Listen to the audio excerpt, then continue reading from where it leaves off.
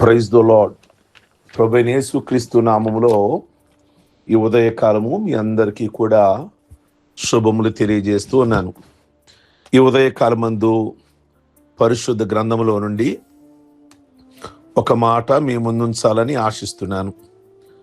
మొదటి తిమోతి వ్రాసిన పత్రిక 6వ అధ్యాయము 12వ వచనము.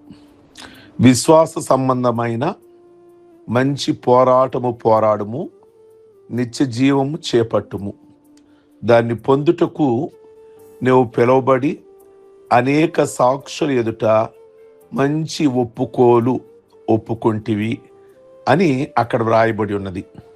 ఇందులో మంచి పోరాటము, మంచి ఒప్పుకోలు అనే మాటలు మనం గమనిస్తాం.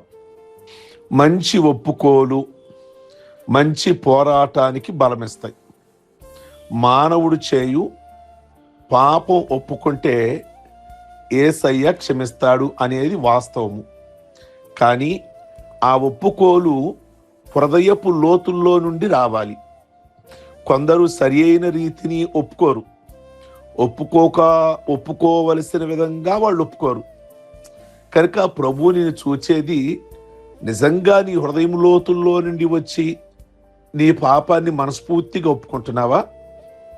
అందుకే సామెతలు 28వ అధ్యాయము 13వ వచనంలో ఉంది, అతిక్రమములు దాచుకొనివాడు వర్ధిల్లడు, వాటిని ఒప్పుకొని విడిచిపెట్టువాడు కనికరము పొందును అనే మాటని.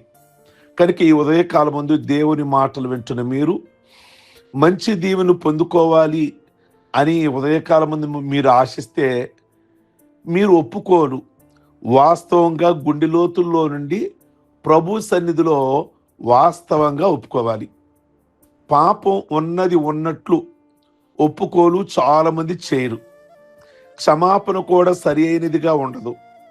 మొదటి సమూయేలు గ్రంథంలో 15వ అధ్యాయము 30వ వచనంలో సౌలు అంటాడు, నేను పాపం చేసి తిని అయినను నా జనుల పెద్దల ఎదుట నన్ను గణపరచుము అని అంటాడు. దేవుని ఆజ్ఞ మీరింది సౌలు.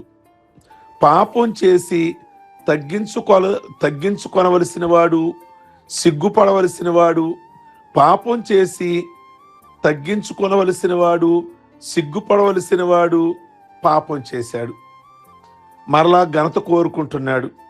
ఇది మంచి ఒప్పుకోలు కాదు కదా. పాపానికి జీతం మరణం అని బైబిల్ మాట్లాడుతుండగా భయపడాలి, సరి అయిన రీతిలో ఒప్పుకోవాలి. అక్కడే మనం మొదటి సమూయేలు గ్రంథం చూస్తే 14వ అధ్యాయం 43వ వచనంలో యోనాతాను ఆజ్ఞ మీరి వద్దన్న పని చేస్తాడు. రాజాజ్ఞ ఏ వ్యక్తి ఏ ఆహారము కూడా తీసుకోకూడదు, చేయి నోటికి పోకుండా ఉపవాసం ఉండాలి అనేది అక్కడ. అంటే ఎవరో కూడా ఆహారం తీసుకోకూడదు అని సౌలు ఆజ్ఞ పెట్టాడు.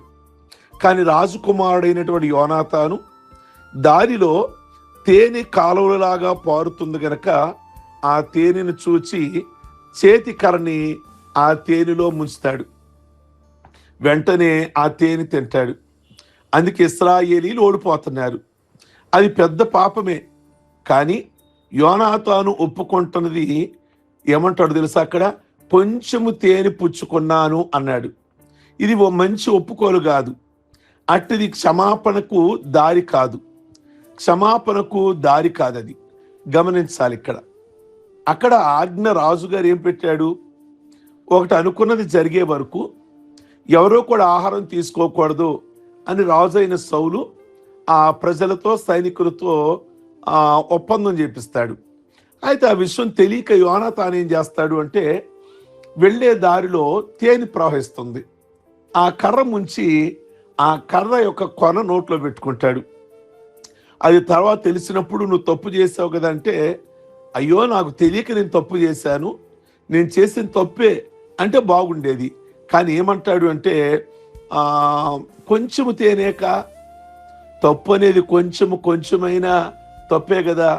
అంటే ఈరోజు చాలామంది చేసిన తప్పును ఒప్పుకోవడానికి ఇష్టపడట్లేదు. ఏదో ఒక విధంగా కవర్ చేయడానికి లేదా దాన్ని సరి చేయడానికి 4-5 విషయాలు మరలా దాన్ని అడ్జస్ట్ చేయడానికి అదంతా ఎందుకు? అవును, తెలియక నేను చేశాను. అక్కడితో అయిపోవటంలా, నీ హృదయపు లోతుల్లో నుండి వచ్చి ఆ తప్పును ఒప్పుకునే విధానాన్ని బట్టే దేవుడు దీవెనలు ఇస్తాడని మనం వాక్యంలో చూస్తున్నాం కదా. దేవుని వాక్యంలో యోనా గ్రంథంలో దేవుడు యోనా ప్రవక్తని కావలసిన ఛార్జీ ఇచ్చి నినవే పట్టణానికి వెళ్ళి సువార్త ప్రకటించమని చెప్పాడు. అయితే యోనా తర్షీషునకు కేవిచ్చి ఓడెక్కాడు. యోనా దేవుని మార్గాన్ని విడిచి తన మార్గంలో వెళుతున్నాడు. తర్షీషు దేశము విలాసవంతమైన దేశమే. ఎర్రమూతి కోతులుంటాయి, రంగుల నెమళ్ళు అక్కడ ఉంటాయి. ఏది బాగున్నా దేవుని మార్గం కాదు కదా.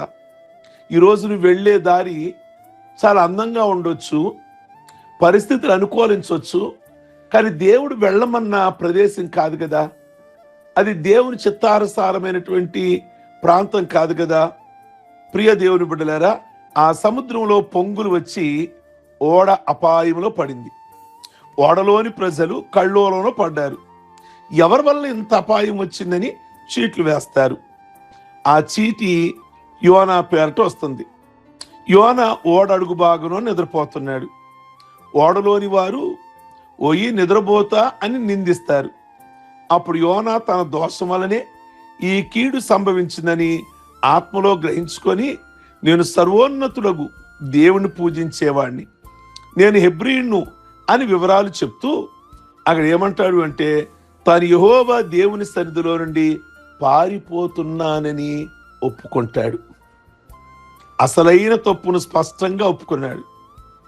తను దేవుని మాట వినని తప్పు చేశాను అని చెప్పాడు. ఈ తుఫాను కారకుడు నేనే కనుక నన్నెత్తి సముద్రంలో పారవేడి, అప్పుడు సముద్రం చల్లబడును అని దైవ భయంతో ఒప్పుకున్నాడు. ప్రియ దేవుని బిడ్డలారా, దేవుడు ఇట్టి క్షమాపణ కోరుతున్నాడు. పాపం ఒప్పుకునేటప్పుడు ఏమాత్రం దాచకుండా ఒప్పుకుంటే దేవుడు క్షమిస్తాడు. యోనా తన తిరుగుబాటును స్పష్టంగా చెప్పాడు, క్షమాపణ పొందాడు. పాపాన్ని సరి అయిన రీతిని ఒప్పుకుంటే ఆ దేవుడు క్షమించి మనకు రక్షణ ఇస్తాడు. క్షమించడమే కాదు, ఆశీర్వాదాలు కూడా ఇస్తాడు. కనుక ఈ ఉదయకాలమందు ఈ మాటలు వింటున్న మీరు మీ జీవితంలో ఏది దాచక ఏది కవర్ చేయక, లేక ఎదటి వారిని నోరును మూపించకుండా, డబాయించకుండా చక్కగా ఒప్పుకొని దేవుని సన్నిధిలో హృదయాంతరంగంలో నుండి ఒప్పుకుంటే అది ఎంత దీవెనికి కారణమో తెలుసా? ఈరోజు దీవెనలు, ఆశీర్వాదాలు మన జీవితంలో ఆగిపోవడానికి మనము డబాయించడమేనేమో, లేదా మనం కవర్ చేయడమేనేమో. కనుక ఈ ఉదయకాలమందు ఇక్కడ సౌలు, నేను తప్పు చేశాను కానీ నాకు ఘనత వచ్చేలాగా చూడండి. యోనాతాను, నేను నాకేను తేనిని, అది పెద్ద విషయం కాదు కదా అని మాట్లాడతాడు. మూడోది, యోనా చూస్తే చాలా చక్కగా ఒప్పుకున్నట్లుగా మనం చూస్తున్నాం. కనుక ఈ ఉదయకాలమందు ఆజ్ఞను అతిక్రమించిన వాడు ఆ అతిక్రమాలన్నీ కూడా ఒప్పుకొని వాటిని విడిచిపెడితే దేవుని కనికరము, దేవుని యొక్క ఆశీర్వాదాన్ని దేవుడు నిండుగా మెండుగా ఈ ఉదయకాలమందు మీకు మీ కుటుంబాలకు దయచేయునుగాక. ప్రార్థించుకుందామా? సర్వశక్తి కలిగిన తండ్రి, ఈ ఉదయకాలమందు మీరు మాట్లాడిన విధంగా మంచి ఒప్పుకోలు మంచి దీవెనలకు కారణమవుతుంది. కనుక సరి అయిన రీతిలో ఒప్పుకోనవలసిన విధంగా వారు ఒప్పుకొని మీ దీవెనలు పొందుకోవడానికి కృపదయ చేయమని ప్రార్థిస్తున్నాం. ఈ దినమెల్లా కూడా వారిని, వారి కుటుంబాలను ఆస్వాదించి ఈ దినపు ప్రయాణాలలో తోడయుండి వారికి అందరికీ మంచి ఆరోగ్యం ఇచ్చి ప్రతి శోధన, ప్రతి కీడుల నుండి తప్పించి మేలు చేయమని ప్రార్థిస్తున్నాం. ప్రభువా, ఈ ఉదయకాలం ముందు నాయన వారి హృదయవాంఛలన్నీ కూడా తీర్చండి. పెళ్లి రోజులు, పుట్టినరోజులు, రక్షణ పొందిన రోజులు చేసుకుంటున్న బిడ్డలను ఈ దినమందు ప్రభువా మీ కొందనాలు, స్తోత్రాలు, మీ నిండైన ఆశీర్వాదాలతో నింపమని యేసు పరిశుద్ధ నామములో అడిగి వేడుకొనుచున్నాం తండ్రి. ఆమేన్. God bless you. ఈ వర్తమానము మీకు నచ్చినట్లయితే వెంటనే మీరు వినగానే ఫార్వర్డ్ చేయండి, ఇతరులకి షేర్ చేయండి. అలాగే లైక్ బటన్ నొక్కటం మర్చిపోమాకండి. మీ బంధువులు కూడా సబ్స్క్రైబ్ చేసుకోమని చెప్పండి. God bless you.